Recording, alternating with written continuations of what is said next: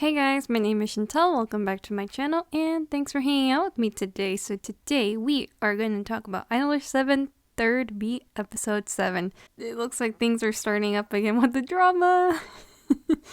Last week was a little bit nice of a break where the drama was slowing down, but it looks like it's going to pick up right back up again. So let's just get right into it. So this episode honestly feels more like a setup to what's gonna happen next in the story, or what we're gonna focus next, I should say. Especially with Zool, it looks like they're really prepping and getting ready to, debut and to let the world know that they're here now. But it looks like they need a little bit more time, so I guess it's soon-ish we'll see them in the episodes. I feel like we'll probably see them like at the end of this first core, but I could be totally wrong and we'll see them maybe earlier, but we'll see what happens. Yeah, I'm excited though to see Zool's grand entrance when it happens. It looks like Minami is taking care of the song and it's almost ready. The boys are all ready to go. And like I said, I honestly can't wait to see the drama that Zool is going to bring to the story and just see them in action, because I'm excited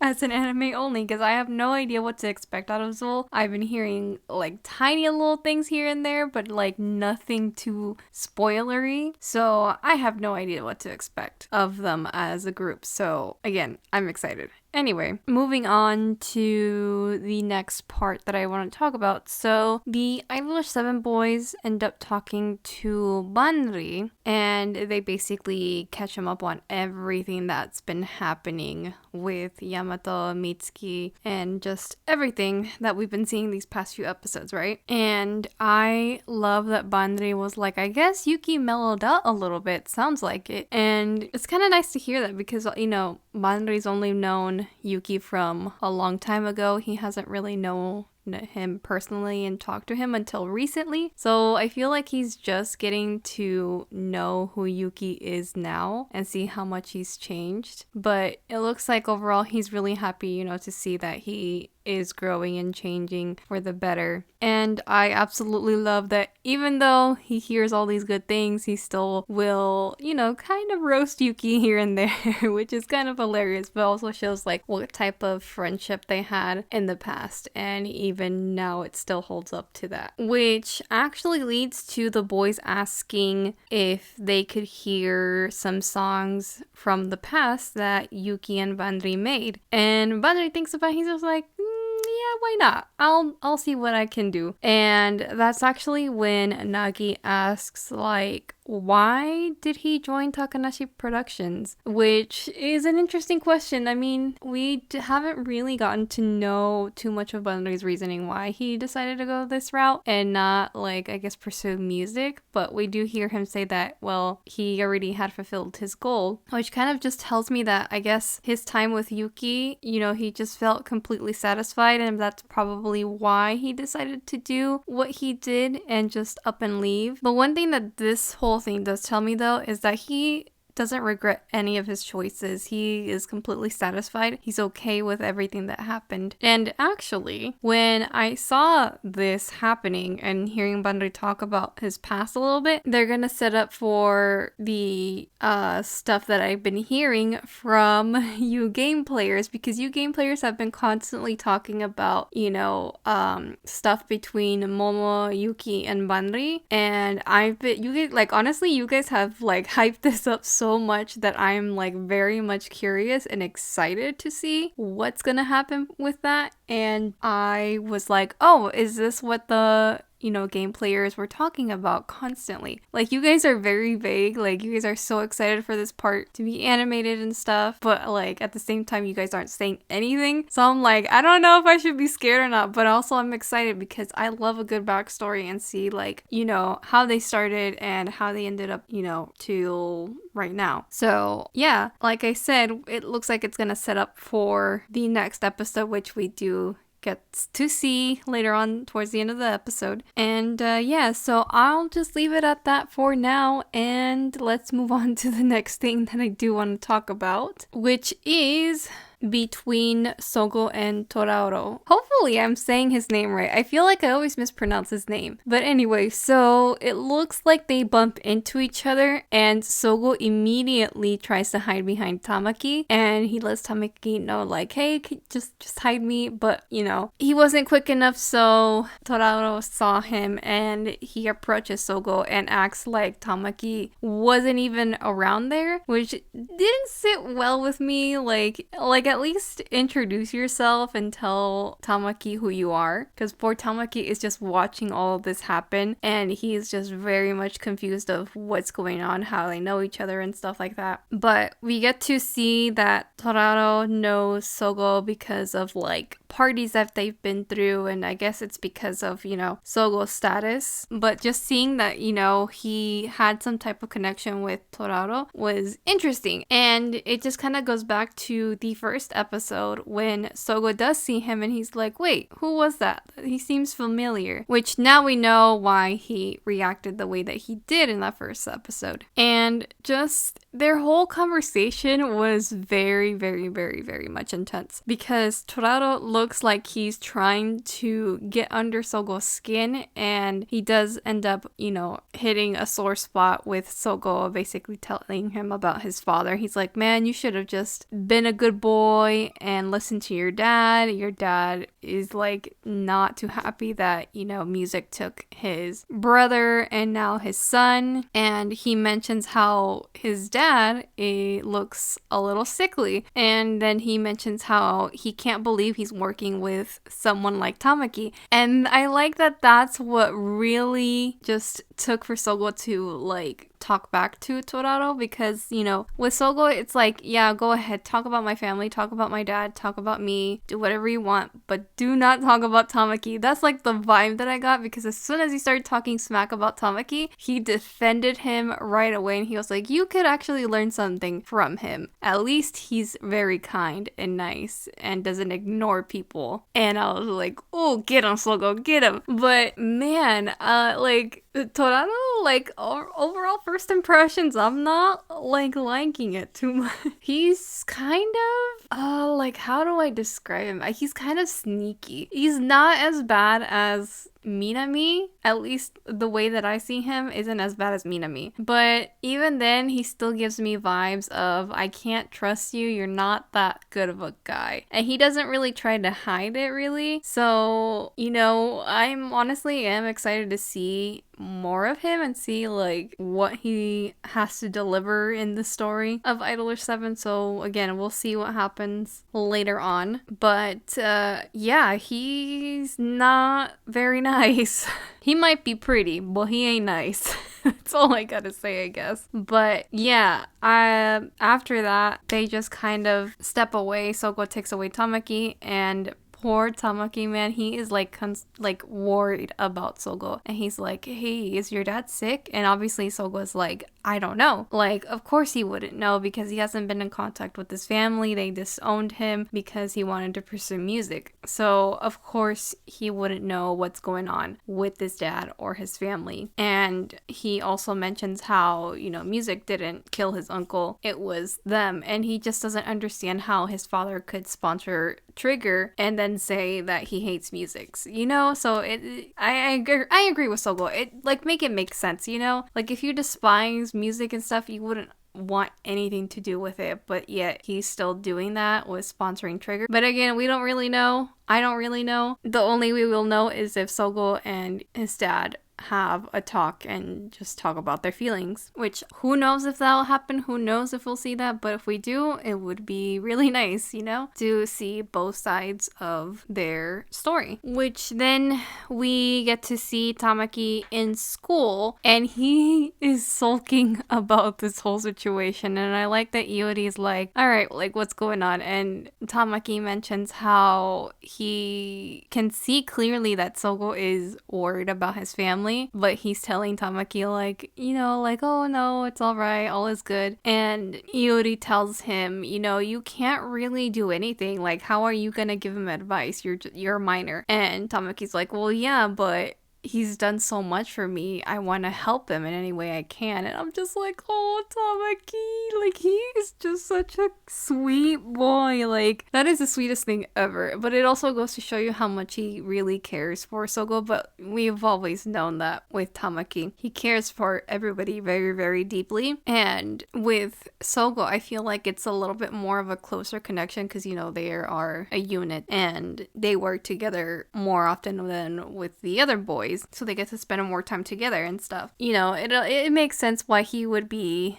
like this towards Sogo. But hopefully Sogo like really does talk to Tamaki and tells him like his feelings of how he's, you know, how he's feeling right now and stuff. Just to ease Tamaki's worries a little bit, because I think that's what Tamaki really needs right now, is just to understand Sogo a little bit. And I feel like, you know, they'll be okay, because we've seen this since season 2, how they're communicating a little bit more better with each other, and they're a little bit more understanding with one another too, and where they're coming from. So I think they'll be okay. I'm definitely not too worried about these two. They've come a long way and it's showing. So yeah. And as we go along the episode, we get to see Haruka in the same school yelling on the phone, being very loud. And I gotta say, their interaction with Haruka was pretty adorable and funny. I don't know, like, I feel like Haruka, I can't really say too much about his character because I don't really know him too much. I feel like I need a couple more episodes to really get a feel of like how he is, if that makes sense. Because right now, you know, I've only seen tiny little glimpses of him. But based on his interaction with Tamaki and Iori, I feel like, you know, he's gonna be like one of those boys again that acts like really tough and stuff like that. But he's actually really sweet on the inside. But he's gonna act very much like, I don't care, you know, like kind of like that, but he does really care. It's not similar to Toma, because Toma, you can obviously see like he does care with his actions and stuff, but with Haruka, it seems like more like if he cares and he shows it, he's gonna be a little bit embarrassed. I feel like that's just the kind of character that he would be, but I don't know. But so far, I kind of do like Haruka, but we'll see what happens as we get to know him in the anime.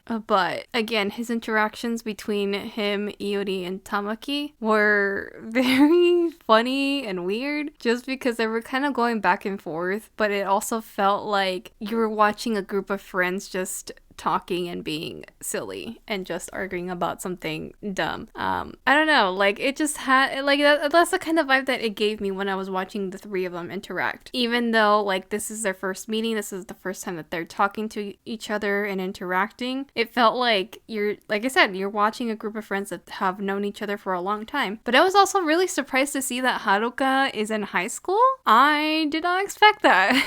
I honestly thought he was like a little bit older, like maybe a little bit out of high school, maybe around Riko's age, but just to see him still in high school, and yeah, it threw me by surprise.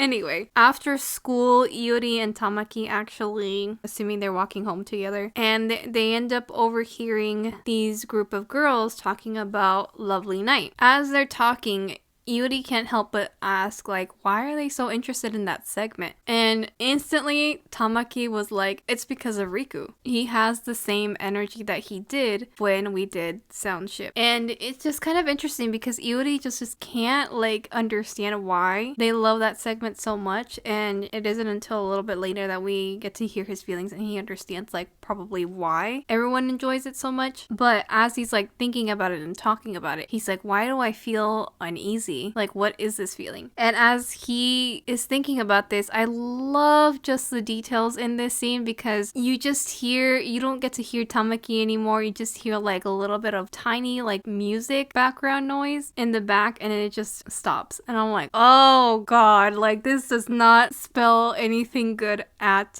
all. So this makes me a little bit worried, because for one, I love Iori, and I feel like all of you guys in the comments especially have been hinting at something with my boy, and I'm just like, oh dear god, I think I know what you guys are trying to tell me, like very subtly and very vaguely, and I'm not ready for that. I'm a little scared. But now I understand the comments that you guys have been leaving about Iori, and I'm like, oh, that's what you guys meant.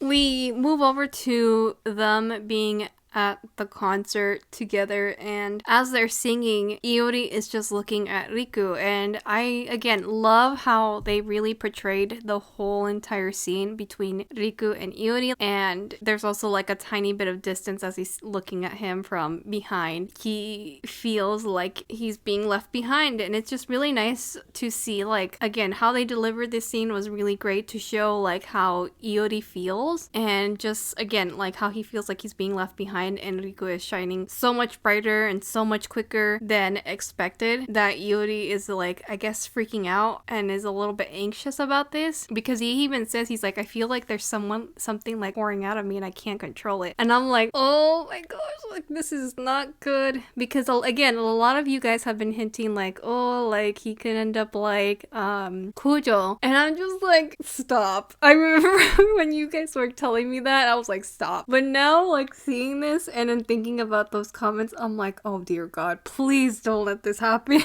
I don't know, man. I feel like this is gonna give me so much pain, but also like there's something there. I feel like with Idolish7, they always hint at something, and again, it just makes sense now a little bit more just seeing this in this episode, a lot of your comments. So it does make me a little nervous, because again, like Idolish7 is very good at foreshadowing and hinting at things that are gonna happen, and they like to build things up for the next part of the story. So again, I am a little bit afraid to see like where this is gonna go, but hopefully my hope is that Iori doesn't end up like Kujo and learns from Kujo's mistakes and how he got there. But I feel like in order to find out like how Kujo ended up the way that he did, is that we need to see his backstory with Zero and his time with him to see how they ended up the way that they did. That way Iori won't make the same mistake, but who knows?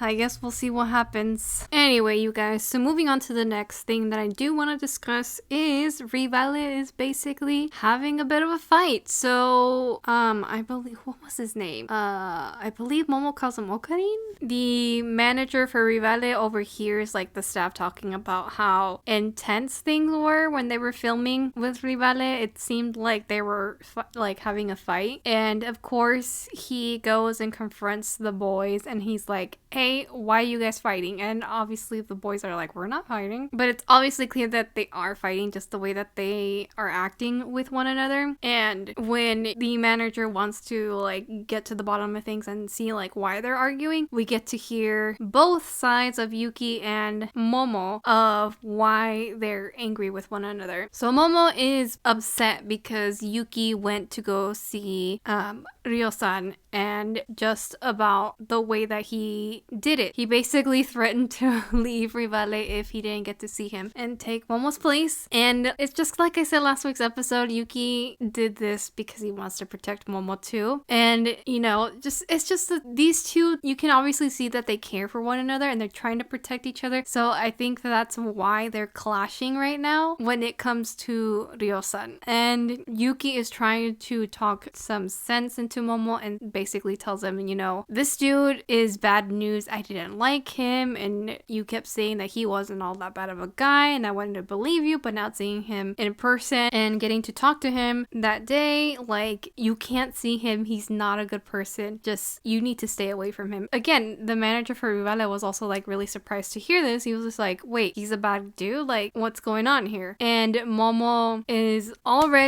like, I need to go see him and apologize and see what I can do to butter him up just to be okay with him. And as like they're arguing back and forth about like how they feel about the whole situation, he lets it slip out that is if Momo was also angry about, you know, offering Manri to hear the demo for the new song. And that's when Momo and him are like, wait, what? And then Yuki's like, wait, I didn't tell you about that? And I'm just like, you idiot! He flubbed it.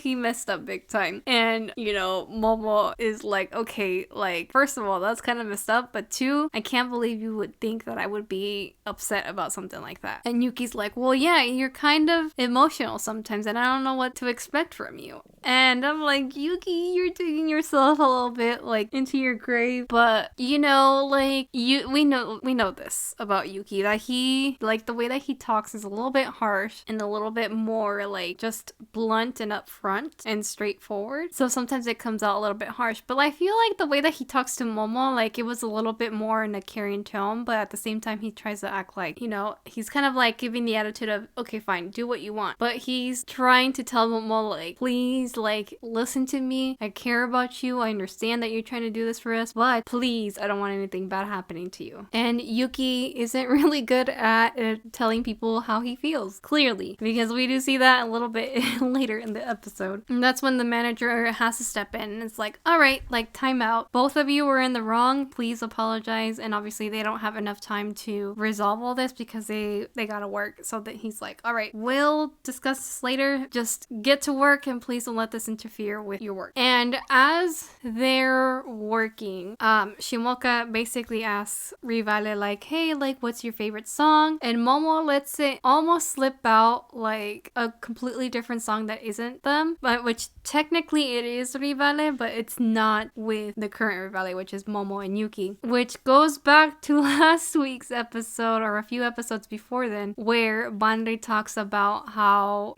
that song was Momo's favorite, and Yuki was like, how did you know that? And he's like, well, it was in the fan letter. And sure enough, like, hearing this firsthand from Momo, like letting it slip out that this is his favorite song, Yuki is very shocked and surprised, but you can see that also like made him feel some type of way. Like, I can't explain it, but it almost made him feel like a little bit sad and a little bit like I don't know, like it's like he's thinking about something. I can't really tell like how Yuki's feeling because Yuki is very how can I describe Yuki? I don't know. Like, I feel like for me at least, it's very hard to see like his feelings just because I feel like I need to know him a little bit better and see like the way that I can see things from Yuki's side of his like story is through Banri, because Banri is able to explain to us like the audience like how he is and just how he acts and just how he cares. So it's a little difficult for me to like understand Yuki, which I guess I think he's like, well, oh, like crap, like that's still his favorite song even now. And he did say in those that episode where he was talking to Banri that he can't sing it because it just brings back a little bit of trauma to him, which is understandable, because of what happened to Banri. Even then, like, Banri told him, why don't you just sing it, like that's Momo's favorite song, like I'm sure he would appreciate it. So I think he's like realizing that Banri is right, and I feel like he's probably gonna try and consider maybe singing the song, but who knows. And sure enough, like shortly after this, after they're done working, Yuki, we find him apologizing, and at first I thought, oh well, like he's apologizing to Momo, or maybe he's like practicing. Sure enough, he's practicing, but to a fire extinguisher, and guess who has to see that? Which was Rivale's manager, and he's like, what are you doing? And Yuki is just completely embarrassed. And I'm just like, okay, that's kind of sweet, but also like I would be embarrassed too. But that just goes to show to like all of us that Yuki does want to apologize and make things right with Momo. And he does very much so care about Momo, but again, like he has a hard time like telling his true feelings. We saw that in season 2 where they had to get Yamato into like this whole little bit to get Yuki to say his true feelings about the whole situation that was happening in season 2. And then we have like now he's talking to a fire extinguisher instead of like telling Momo directly like how he feels. I'm sure if like Yuki told him like what he did, Momo would understand and like consider Yuki's feelings a little bit more before he went to go see Ryo-san. Which as soon as like Yuki and the manager are done talking a little bit, Momo like gets out of the room and he's like on his way to go see Ryo-san. He's like, all right, I can't talk, I need to go. And he's like, wait, you guys need to like make up and talk about this. And he's like, well, I can't, let's do it some other day. And instantly Yuki just kind of starts like acting a little bit more harshly, I guess. I don't know how to explain it, but it seemed a little bit more cold and harsh, and I'm just like, Yuki, stop it. Just tell him how you feel. Like, don't act like this. Like, please. And he basically ends up saying, like, that Momo is being completely unreasonable. And that's when Momo tells him, like, no, I think it's you who's being unreasonable. And he basically says the reason why he thinks that is because all this time they've always done what Momo says. And it's always been Momo's way. So when Momo says this, I was like, oh, snap. He kind of is right. We've seen that, Yuki does listen, and he's like, all right, let's go with your plan. So it just kind of goes to show me again just how much he cares for Momo in his own way, I guess. Like, does that make sense? But this whole situation and just seeing them like have this big ol' fight just makes me a little bit sad though, because it's obvious that these two care for each other, but they just don't know, well, Yuki especially doesn't know how to really talk about his feelings towards Momo and just truly say what he's feeling. When Momo leaves to go see Ryo-san, Yuki instantly texts everyone and basically asks like, hey, can you talk to Momo? He'll listen to you. And he sends that same exact message to everybody, but it was worded differently depending on the person that he texted it to. So again, you can see like he's worried about Momo and he's trying really, really hard for him not to go see Ryo-san. He's trying everything in his power, and I feel like he feels a little bit helpless and doesn't really know what to do in this situation. Which then leads up to the last bit of the episode where Banri sees the message and instantly like everyone else is like really confused about the message, like what does that mean? But Banri already knew. He's like, he's fighting with Momo, and he does send a message to Yuki and he's like, go make up with him, you're on your own. And it basically goes to show like what he said a few episodes back, how if anything were to happen between him and Momo or to Yuki, he can't interfere because it's not his place anymore. That's all on him and Momo. As we see that, Banri whips out the CD and he's like, hey, like let me tell you guys the story between me and Yuki as well as Momo, because this involves him too, if it'll help you guys understand or help you guys in some way. And, you know, everyone's really excited to listen to the song and hear Banri's story. And then we skip over to the other side with Momo and Ryo-san, where he's trying to make up with Ryo-san, like trying to butter him up and trying to get him to forgive him, you know, with everything that happened with Yamato, that, you know, it ruined his plans and stuff, and for him to try not to go after Yuki, basically. He's trying to protect Yuki in any way he can. And sure enough, Ryo-san is like, you broke our promise, so now I'm gonna grind him into dust. And I do love that Momo instantly like retaliates it, and he's like, that was not a promise. You threatened me into doing this. And as he like realizes what he said, he like takes it back and he's just like, all right, let me apologize, let me get on my knees. And Ryo-san's like, this isn't anything too special. And Momo basically tells him like, please don't make fun of me. I've only done this twice. Like, you're the second person. The first person was Yuki when I asked him not to quit singing. And instantly this catches Ryo-san's attention and he's like, you know what? I might forgive you if you tell me more about that. Let me hear the story. And I'm just like, Momo, why did you say that? Because who knows or what he's gonna do with this information once he finds out the story between, you know, Yuki and Banri and how Momo got into Rivale, I guess. Like, maybe he might use this against Momo, who knows? Like, it's really hard to know what's gonna happen with Ryo-san because this dude is very creepy and twisted. Just overall not a good guy, but also he makes a really good villain for the story of Idolish7. He makes things really interesting. But one thing that I actually like that he said was that